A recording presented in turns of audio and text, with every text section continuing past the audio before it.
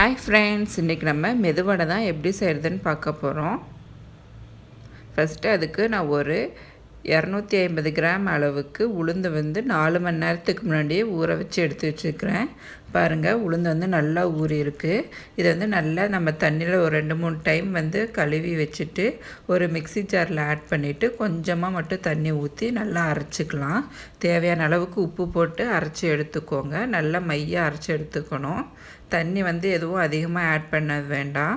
ஒரு 2லேருந்து 3 ஸ்பூன் அளவுக்கு மட்டும் தண்ணி ஆட் பண்ணி நல்லா மைய அரைச்சி எடுத்துக்கோங்க. இப்போ நம்ம அரைச்சி வச்சுருக்கக்கூடிய உளுந்த மாவு இன்னொரு பாத்திரத்தில் மாற்றிக்கலாம்.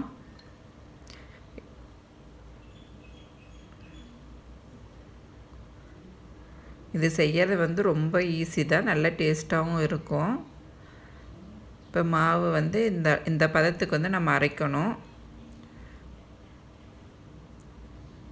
பாருங்கள், போட்டால் இந்த மாதிரி ரவுண்டாக விழுகணும். அதுதான் அதோட பதம்.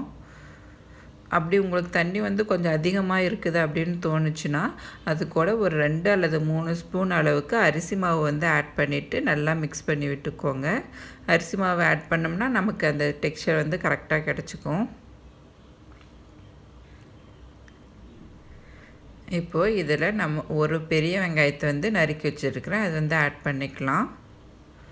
கூடையே ஒரு 2 பச்சை மிளகாய், ஒரு கொத்து கருவேப்பிலை பொடியாக நறுக்கி வச்சது, ஒரு இன்ச் அளவுக்கு இஞ்சி துருவி வச்சுருக்கிறேன். அதையும் ஆட் பண்ணிவிட்டு அதில் ஒரு 10லேருந்து 15 மிளகு ஆட் பண்ணிவிட்டு நல்லா மிக்ஸ் பண்ணி விட்டுக்கலாம்.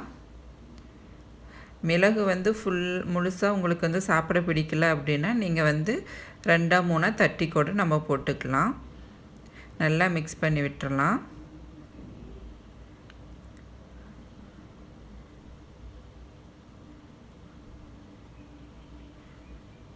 பாருங்கள், இதுதான் கரெக்டான பதம்.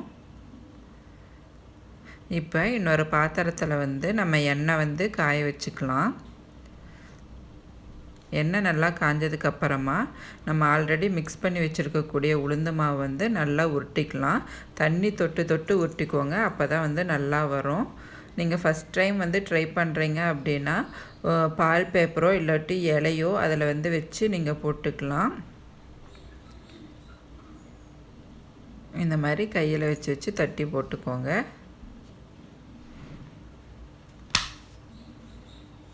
ஒரு பக்கம் வெந்ததுக்கப்புறமா திருப்பி விட்டு நம்ம வேக வச்சுக்கலாம்.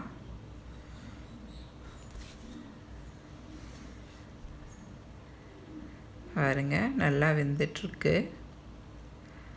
அவ்வளோதாங்க, நமக்கு சுவையான மெதுவடை ரெடி ஆயிடுச்சு. கண்டிப்பாக இந்த ரெசிபி நீங்கள் உங்கள் வீட்டில் ட்ரை பண்ணி பாருங்கள். ட்ரை பண்ணி பார்த்துட்டு எப்படி இருக்குன்னு கமெண்டில் சொல்லுங்கள். இந்த ரெசிபி உங்களுக்கு பிடிச்சிருந்தால் மறக்காமல் நம்ம ஃபுட் இன்பாக்ஸ் சேனலை லைக் பண்ணுங்கள், ஷேர் பண்ணுங்கள், சப்ஸ்கிரைப் பண்ணுங்கள். தேங்க்யூ.